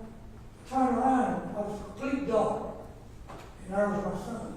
And he said, if you don't tell your brother ever to speak to me like that, I'll kill him. So now, he's already threatened to kill him one time, right then. Then he had a seizure, and he laughed, and she laughed, said she hoped he died because he's the one that turned him in on all that stuff. So I'm too old to be looking at stuff. My little brother, he was nosy, so they weren't supposed to drink. Well, he found the drink, and he found the drugs, and you ain't nobody allowed to smoke in my house, and they've been smoking in the house. So I got on the book to one thing, then I got on the book to another, and then I told him to leave. And that's why she said, well, if he was dead, we could just stay here and party, I guess. But I'm not for no drugs, never took a drug, and I don't let nobody with drugs hang around me. And like I said, I'm sorry I'm proud of me as you, but I can't take it back. And I can't sit here and say that if it happened tomorrow, now if I knew he didn't have a gun, would I have shot? Probably not, but I couldn't have let him take my gun. Now if I knew she didn't have a gun, would I have shot? Probably not, but I wouldn't have let go of my gun because I don't know what she's going to do. Because like I said, man, if somebody came to your house and if they spilled some coke and laughed about it, and you told them to leave, you know, if you're in your right mind, you leave somebody's house. You don't have to keep telling people to leave your house. And I told him 25, 30 times. And I know my little brother told him 5 to 10 times. And we told it nice and we screamed. Because we were scared, just like a chihuahua. A chihuahua ain't gonna beat nothing, no, it's scared, it'll be barking, it might bite you, but it ain't gonna do nothing. And I was completely scared to death. And I let it in my house again and again and again. And if he'd have come right, sir, with good intentions, this would have never happened. Why they did it, I don't know. Why she was filming, I don't know, because she had tried to get him put in jail 2 or 3 different times. Ashley had, because he gets a check. And she can get the check some kind of way, or half of the check. Even if she don't spend it on it, like Candace's husband told me, you know, that's why I was giving her money, because I don't know how to put these the internet or none of that. I don't know how to put money on nobody's phone. But I would give money to Ashley for Ashley to put money on Jason's phone in jail. And like I said, I went and got him out of prison. I was going to drive up there, but I couldn't because of my back. And I called my little girl, and I told her, and because Jason got real mad, I thought he was going to come around and kill me then. But I tried to tell him, I said, Jason, I got a brother that's in the nursing home because I can't take care of him. I went to see him, but my leg was hurting so bad on fire. I couldn't do it. My little girl had already told me, Daddy, you ain't going to be able to drive, even if you spend the night 2 or 3 times, you ain't going to be able to drive to Colorado and get it. But I told him I would, and on the phone he got so mad, because he wasn't used to people, he didn't want to be around people. I was afraid he might get in trouble again, so I called him, and she told me she'd help me fly there. So I didn't have no money, but I charged it all. And we couldn't do it right, but we could get good prices. So it ended up costing me about $3,700. And he paid me $1,500. But him and his sister weren't getting along very good. Because my little girl was gay.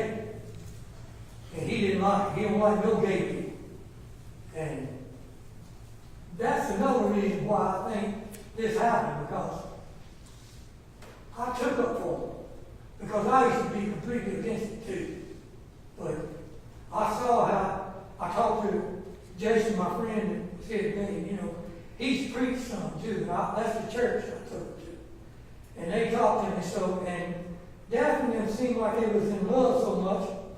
I just told my boy, it looks like they're in love. You know, I want to see him, I want everybody to get together. I want to find. Well, he didn't like that because he got some kind of Bible from the Vikings. And it was in my house. And like I said, it's no reason why I wouldn't have thought either one of them had a gun. I knew he took my gun. I knew he stole guns. I had an old Ford pickup truck in there, and I told him, and I don't know why the cops didn't check it, because that's another thing. They knew the code to it, because I let them have it all the time. And you can't open it with a key. The key's always in it. Well, I'm old, and I had some people almost rob me. So I got my license to carry a gun, but I didn't used to carry a gun. I kept forgetting the gun. I would put my holster on, and I wouldn't have the gun. So I took the gun and put it in the seat. Put clothes on top of it. See, they could have got that gun anytime they wanted it. Because they know the code to that. It's in the truck. I don't take it out because I kept forgetting. And And I told the cops that night. And if they checked it, if you check back the thing, the gun will be there. Now, I didn't know how many times he'd come in and out of my house, but now my lawyer did. And the only thing everybody was saying, it was guns everywhere. Well, my son and her had already been in my house. She ain't supposed to be in my house. They've already stole guns from me. They'd already been in and out of my house. What, 3 or 4 times is what they said? So how many guns could they have got? I mean, I didn't have time to look and see it. I didn't even know how many guns I had there. The guns I had there, my hands are so terrible, I can't even clean them. So I was waiting for my little girl and my friend and somebody else to come back and clean them because they had shot. I didn't shoot. I used to love to target practice. I can't do it no more. And I had bruises all on my arm and meat tore off my arms. And this man right here knew it. And this man right here is going to say he had bruises on his arms. I never grabbed my boy in my life. I've never whipped him in my life, in my whole life. And I couldn't have grabbed him and put no bruise on him, and I didn't. And he knows it. Now, is that a lie, sir? That's a misleading lie to me. Because I didn't do that. And if he was going to say that, why wouldn't he show the pictures of my arms being tore up? Then maybe when it shows at the end why he didn't do this, would all the people say, well, darn, he tore his arms up. He not only threw him on the ground 3 or 4 times, he tore his arms up and threatened to kill him. And he could be paralyzed with anything. I got narrow of the spine, and I got scoliosis. My belly button is right here. I mean, I got a million things wrong. Elbow surgery, shoulder surgery, they took out half my bicep. So, I mean, none of that was brought up. Not nothing. I mean, I don't think I was right, sir. I don't think you think it's right. I don't think nobody thinks it's right. And I definitely want to appeal. But I definitely want somebody to show some mercy on somebody that was minding his own business. I won't go shoot nobody. I had took a drink because my back was hurting. But I won't go drive. I've never been caught drunk driving, but Ashley's been caught. They've been in jail. And just like the little girl, my buddy can tell you now, I fixed my pool. Mainly for the little girl, Ariana, because I like her so much when I talk to her.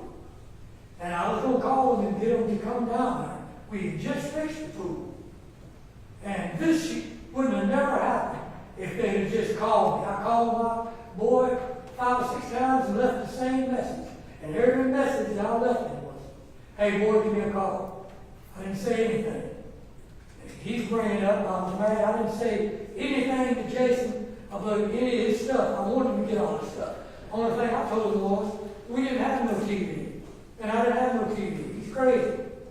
And you know, he was saying I sold it, and she was egging him on. Just like she was egging him on when I went and picked up the car.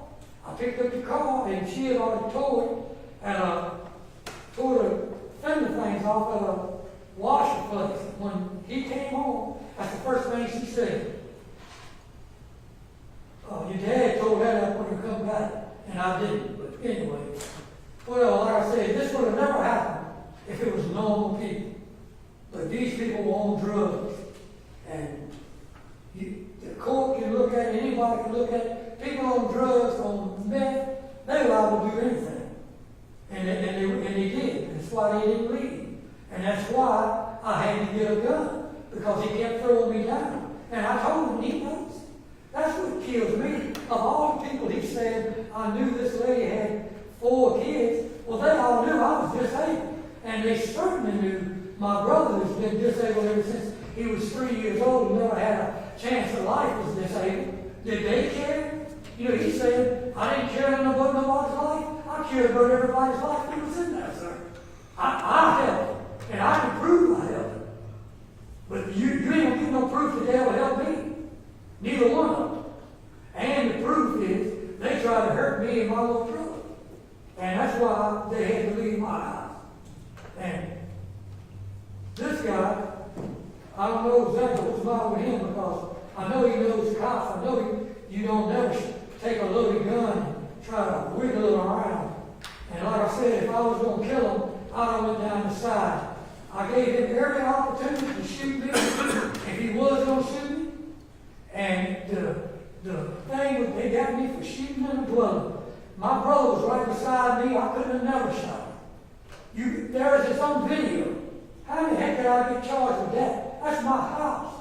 I made sure won't nobody going to get shot unless it was somebody trying to hurt me. And he didn't say, I'm leaving. If they were leaving, I would have never shot.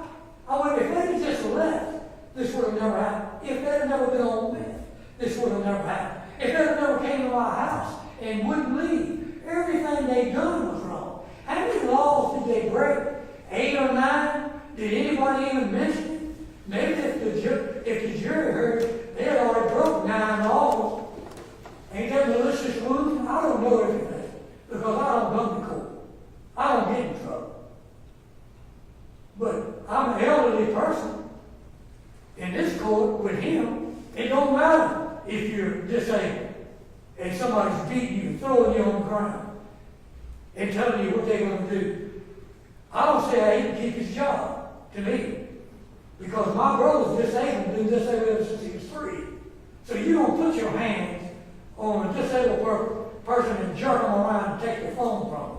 He never mentioned that today, that they took 2 phones, that they were wild and they were crazy. He never mentioned it, he just said I was.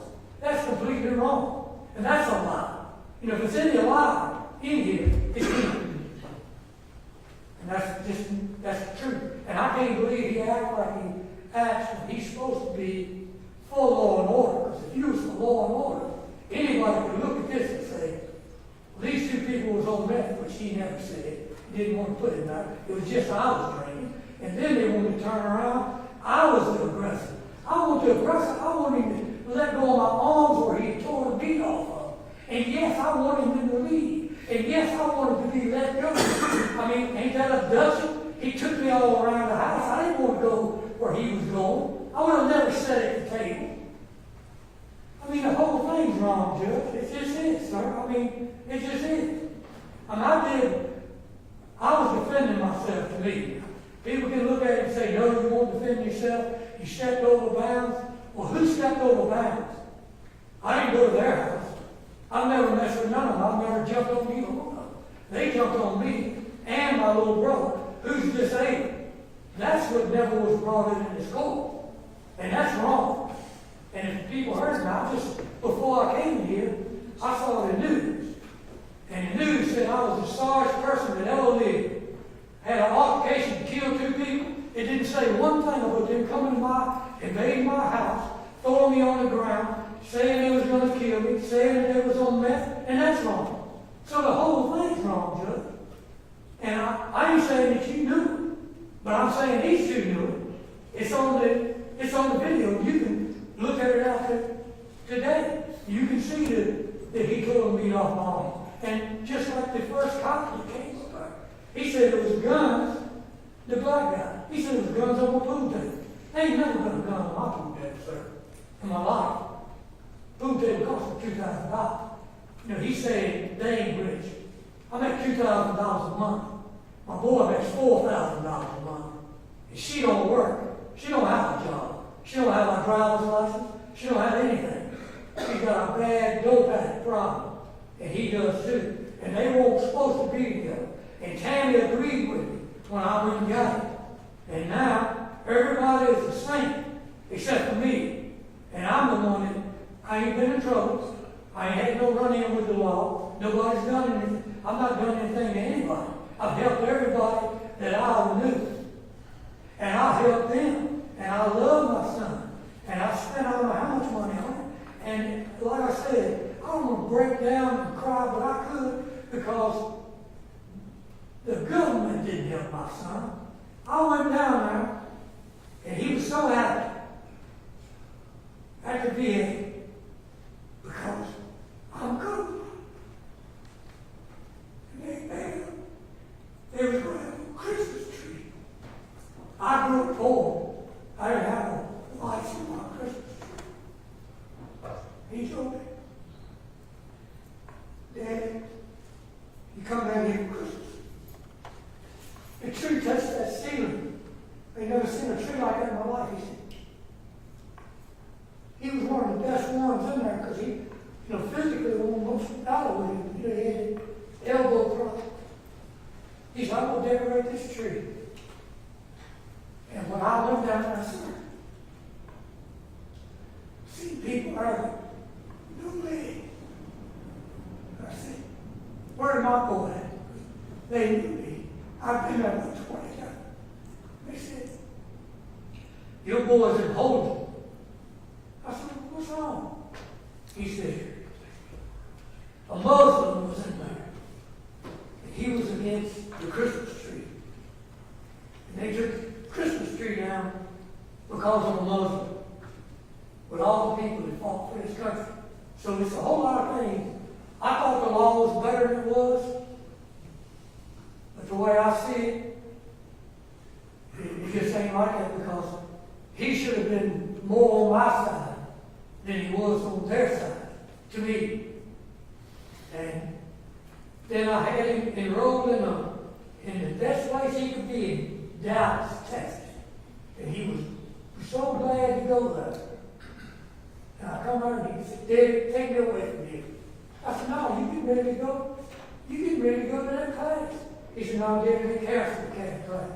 And I said, why did they cancel the class? He said, because of a transgender. They was doing it in the Navy. So he didn't like any transgenders, and he didn't like gay people. And when he went to prison, he hated gay people even more than that. So I think that's one reason why he didn't pay me the money, because my little girl's a whole lot better off than I am. He thought she paid for the trip. And I told him she didn't pay a dime. I got her because I could have never made it there. If it weren't for my little girl, I could have never gotten a plane. I mean, it was so confusing to me. I'd never been to none of them places. And then when I went to Denver, that was the biggest airport in the world. It was just in the United States.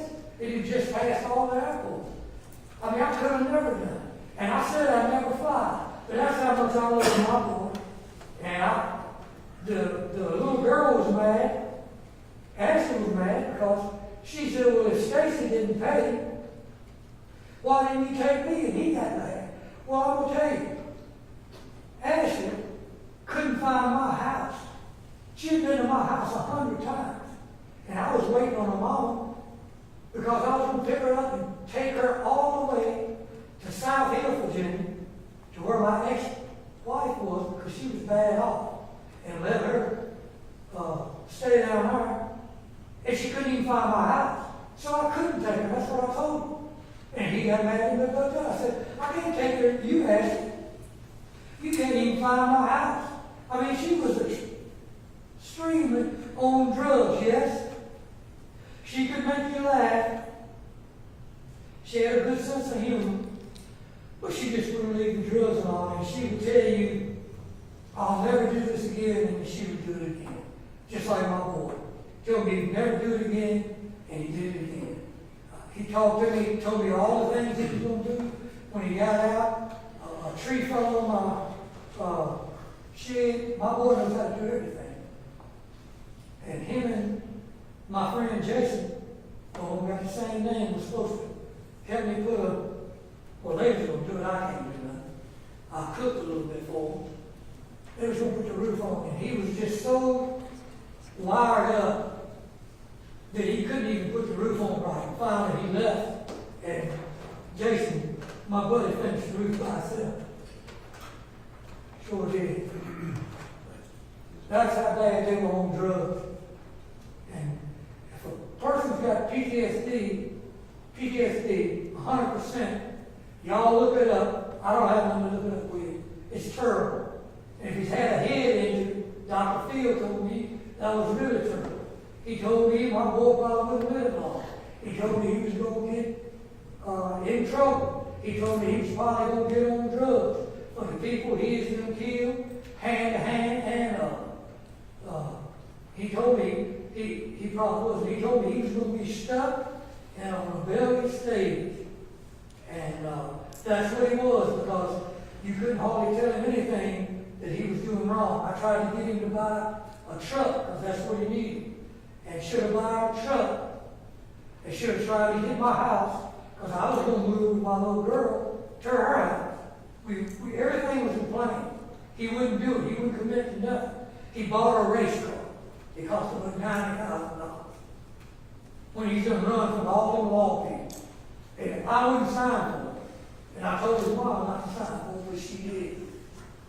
And so that's what he had. A race car. And he was kind of mad at that because he wanted some more money to go on the tires. And I got good credit because I always paid my bills. I'm not Jesus, but I ain't never cheated on my taxes. I've never stolen nothing. I've never tried to get nobody's money. I've never been with nobody's wife. I've never done none of that. And I've never took no drugs. And I was against all that. And they did all of it. And I told them about it. And sometimes he would get mad, and sometimes he won't get. He got this thing about Hitler was in the right. And he didn't believe in the Holocaust. Well, the little girl that my daughter's with, she got good grades and went to college. She went to the place where he did Holocaust. And we tried to tell him, and he hated her. He hated her. And I took up for him. And he hated me for taking up for him. He told Jason he hated me for him. But I had to take up for him because they're good people. And I told him, of course the Holocaust happened. I don't know who wrote this book about Hitler, but Hitler was a bad guy. My daddy said he was a bad guy. Everybody said he was a bad guy. You can't. I mean, Hitler was just crazy, but that's what drugs will do to you. And that's the real Jason. And that's the real Ashley. Yes, they can make you laugh, but they won't attend to no kids if they can get some drugs. They won't do anything if they can get some drugs. Drugs first, everybody else later. If he was he calling me Dad? Was he calling me Pop? That's what he called me, Dad or Pop. Y'all didn't hear it, but he was calling me Billy Roberts. He called me out about 15 times. Now I think he did hear him say Billy. Well, you don't address your dad by his first name. I had a dad. His name was Dad. I know my dad's name was Harold. I never called him Harold in my life. I mean, they just won't right. I mean, everything, the whole night they did was wrong. And if somebody's going to say, well, I'm going to judge you because you did this, I took somebody's life, but it's because I was scared of death. That's why. It's the action they took.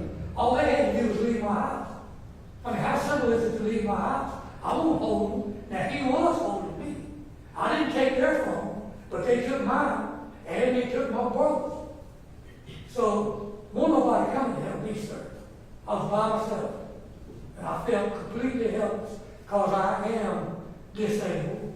And I couldn't put bruises on his arm if I wanted to. And I never fought him in my life. I never even whipped his tail. I whipped Stacy's tail twice in my life. I just scolded. And I never whipped him in my life. I never pushed him. I never did anything. And he knew I was completely disabled. And I told him, I said, boy, you can't throw me on the ground. I can be paralyzed. Well, like my little girl told me, I could not only have been paralyzed, I could have died because one of the vertebrae is on my spinal canal. And that's in the court. That's in the records right now. If anybody would bring it. And I hadn't slept. I've never been getting sleep. That's in my records. I can't sleep because my back hurts. And the first lady that was there, the first lady that talked to me that night, she wasn't even in court. She talked to me bad. Because she was acting like, I went to bed, sir, around a little after 8 o'clock. Because I'm old. It was in the summertime. And it was hot. But I hadn't slept in a week, at least none. And I'd been up working ever since 1:30. Because I fixed homemade spaghetti, everything. Homemade. The tomatoes, everything. And my ex-girlfriend and her daughter and her little boy came to my house because I fixed the pool. I was going to invite them to come. And they came and got the pool. I walked up there one time because the little boy he was crying. And I went up there and splashed a little water in my face. I didn't get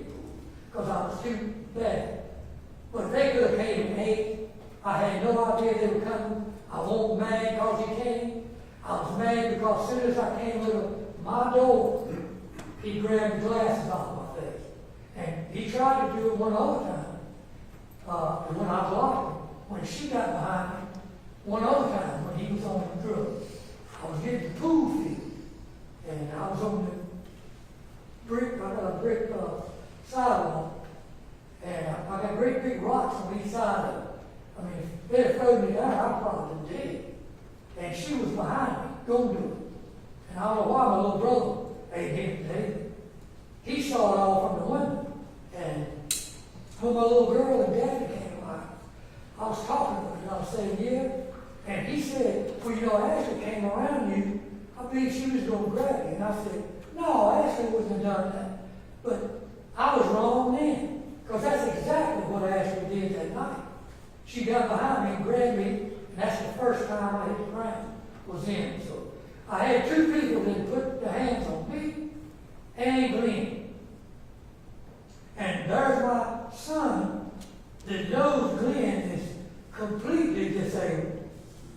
Letting a woman throw him into a table, he said it like it's a joke. It's a joke to him. So I don't say I didn't keep his job, because there's a lot of people my age. I'm going to try to put this in the paper everywhere, because there's people my age that should be took up for. They should be took up for because I can't defend myself. Now, my dog had already been let out. My dog did know that. But if my dog hadn't been let out, if they hadn't let out, my dog would have never let my son grab me around like that. And my dog would have never let Ashley grab hold of me. Now that is the truth. And that is the truth. But anyway, what else, sir? I mean, I know you can see some of this, and just like the video shows, everybody wants to say the video. But if anybody was watching the video, before the cops got there, there weren't no cops there when the video was took. If you look at the video, it's no guns on my pool table. But nobody even questioned the guy when he said there was guns on my pool table. Now, I don't know why he said it. Maybe he made a mistake. But in this courtroom, the only person that can make a mistake is me. And I was guilty to start with. I won't innocent until proven guilty, because I've been in jail down here. So I don't know everything. I don't know hardly nothing with the law. That's what I told my lawyer. And I told him he would have to look at it, but because I don't know. And then for my lawyer not to bring up all this stuff, I don't know why he didn't do it. I can't find why he didn't do it. But I know he didn't. And I know anybody that was there can say he didn't. And should he have brought him, should the Commonwealth Attorney brought up that my meat was tore off my bones, so that's one reason why I'd be scared that they had already assaulted me, sir, and they had already assaulted him. And there was nothing to say that they were going to do it again. They had lied the whole time they was there. But now, I didn't hear him say anything on the porch. I didn't hear my son say, well, why did he do this?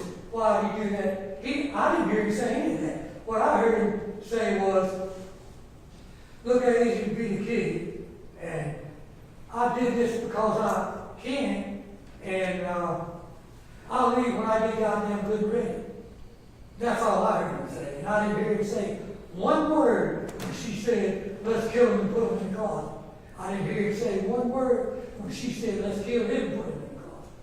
He didn't say one word, so I knew I was in trouble. And then I knew when he took my phone, I was in trouble. But when he took the last resort, she did. He didn't take that phone, but she did. This lady that's got 4 kids, this great upstanding lady, grabbed a guy that couldn't defend himself, weighed 100 pounds, could have a seizure at any time. And he jerked him, smacked him and jerked him and took his phone. Now, how many laws did they break? The Commonwealth Attorney, did he even say anything? I don't know how law works, but it looks like to me, if it's the law, that the Commonwealth Attorney would say, these people were bad. These people were breaking laws. Because none of the jury got to hear anything. The jury just heard that it was me. I was the aggressor. I was the one on that film. You don't see me trying to hit him. You see me trying to get my arms free. And why did I get in trouble with him? Because he tore the meat off of him. Now, that would have made a difference to the jury. But it will never say it. He knows it. It's in his thing. He knows it. It's in his thing. So I don't know. That's all I gotta say. Mr. Roberts, I would be understated if I stated anything other than the events of June 29th of last year were sensitive. I think they were. And unfortunately, those events of that night can't be changed or altered.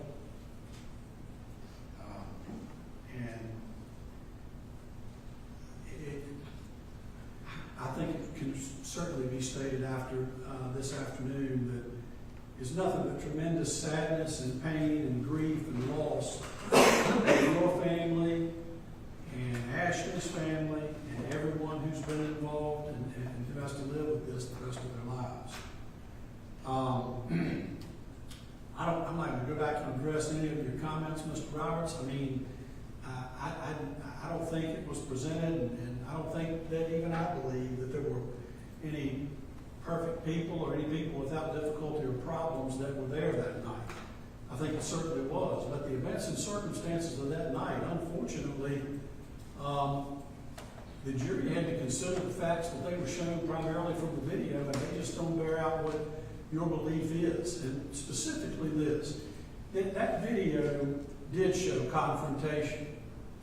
That video did show you being put on the floor by your son. That video showed you a firearm being taken from you and put up in a high place where you couldn't reach it. It showed a tremendous argument between you and your son. But by your own statement, your son, the Marsac Marine, the former Marsac Marine, he knew your condition and he knew your brother's condition, his own. And if he wanted to do all this damage to you, he certainly could have, but he didn't.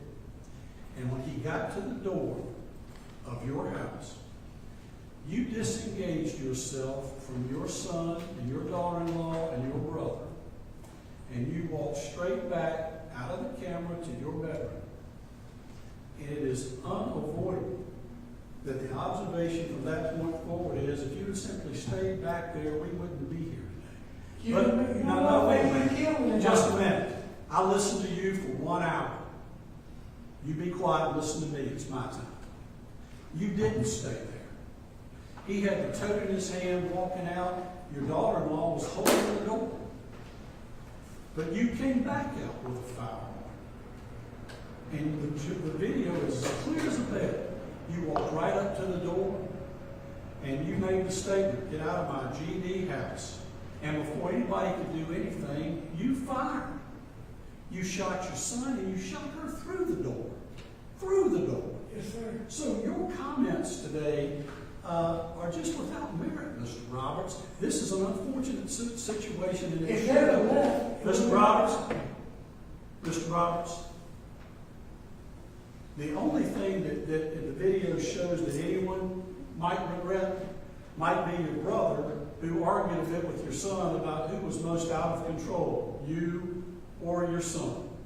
If he had not engaged in that conversation, your son would have been gone, but he was leaving. He was out on the porch with the tote with his things in it.